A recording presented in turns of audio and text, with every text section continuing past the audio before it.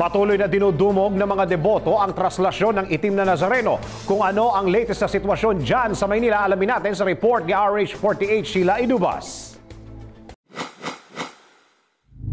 Patuloy na dinudumog ng mga deboto ng prosesyon ng itim na Nazareno na umusad sa Quirino Grandstand dakong alas 5 kaninang umaga sa temang pag-ibig. Tampok sa mahabang prosesyon na pipilitin ng organizers na matapos dakong alas 11 ng gabi ang pag-uunahan ng mga deboto na mahawakan ng lubid ng andas, gayon din ang mahawakan at mapunasan ng kanilang tuwalya ang poon.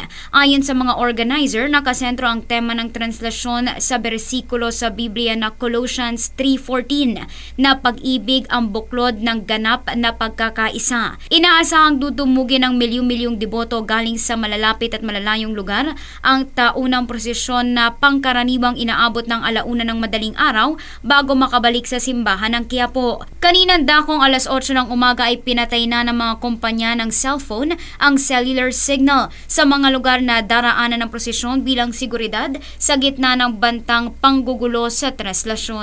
Para sa MBC Network News, RH48 Sheila Idubas, naglilingkod sa pagbabalita. I-like po ang page ng DZRH News Television para updated at i-share ang trending news na balitang ito para mas marami ang makabalita. At mag-comment para alam namin ang opinion mo.